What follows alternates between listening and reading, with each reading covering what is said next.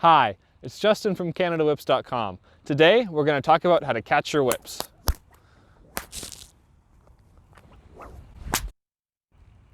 In this video, I'm going to cover 3 simple things to keep in mind when catching your whips. Hand position, grip, and what to do after you've caught the whip.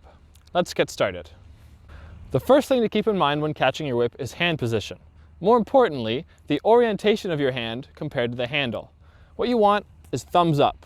Your thumb is pointing up towards the end of the handle and towards the thong. This is the same way you should be holding the whip when you're cracking it.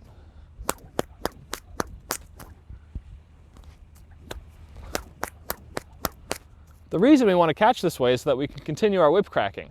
You don't want to catch it thumbs down. Now your hand is upside down and it's a lot harder to move the whip, and you'll need to do some sort of other move to change the way you're holding it. So try and keep your thumb up. That means if the handle's pointing forward when it's coming down, you want to catch it with your palm down, like this. If the handle is pointing backward when you catch it, you want to catch it with your palm up, like this. Just make sure that your thumb is pointing towards the end of the handle.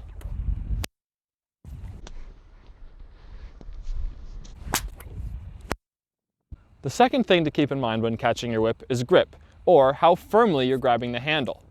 It seems counterintuitive, but when you catch your whip, you should grab it with a loose grip.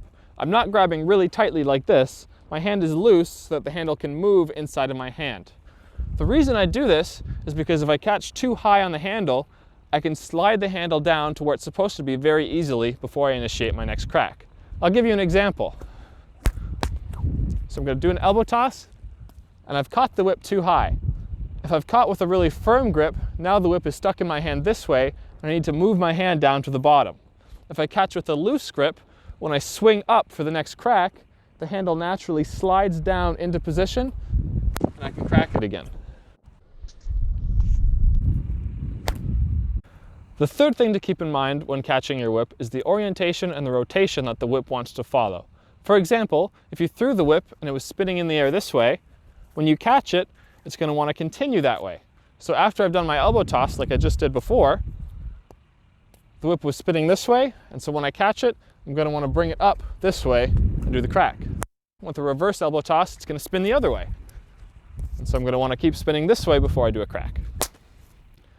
The other option that you have is if you catch it in a position where it's ready to be cracked, you can crack it right away.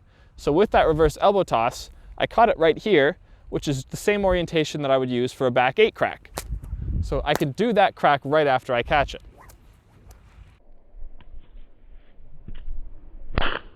Like that. Or with the elbow toss, if I catch it handle pointing up, I can crack it right after I've caught it as well. Those are my 3 best tips for catching your whips and putting throws into your routines. Thanks for watching this video, and I'll see you in the next one. Again, my name is Justin from CanadaWhips.com. I'll catch you next time.